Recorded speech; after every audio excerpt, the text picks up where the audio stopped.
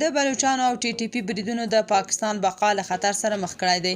پاکستاني حکومت وايي د فیض حمید د چایو پیالې بیه اوس موږ پرې کوو. جزئیات هم دلته وګورئ، چینل هم سبسکرایب کړئ.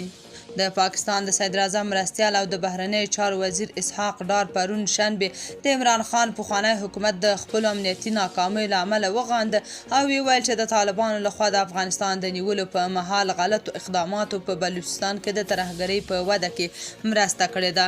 ډار چې د پاکستان د باندنیو چارو وزیر هم دی، ادعا وکړه چې هغه پاکستاني وسلوال طالبان خوشي شول چې د اشرف غني حکومت د طالبانو پر ضد د عملیاتو په ترڅ کې نیولي وو. دا کسان اوس په بلوچستان کې د ترهګرۍ اصلي طراحان دي. ډان ورځپاڼې د اسحاق ډار له قوله ویلي چې هیواد د چای د هغې پیالې بیه پرې کوي چې فیض حمید د کابل په سرینا هوټل کې څښلې وه. ښاغلي ډار په داسې حال کې د آی اس آی پر پخواني مشر نیوکه وکړه چې په تیرو څو اونیو په بلوچستان ایالت کې په ترهګرو بریدونو کې د 14 پاکستاني امنیتي پرسونل په ګډون لږ تر لږه 50 کسان وژل شوي دي.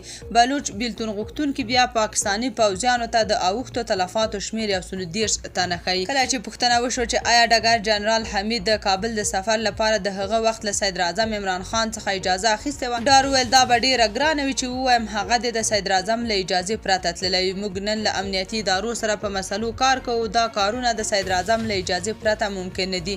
فیض حمید د 2021 د اګست په 15 د طالبانو له واک ته رسېدو څو اونۍ وروسته کابل ته لاړ او لومړنی بهرنی چارواکی و چې د اشرف غني د حکومت له پرځېدو وروسته کابل ته لاړ. په کابل کې د هستوګنې په شاوخوا یوه اونۍ کې له ارګ څخه د افغانستان 3 رنګه ملي بیرغ ښکته شو او د ملا حسن په مشر د طالبانو د حکومت سرپرسته کابینه اعلان شوه.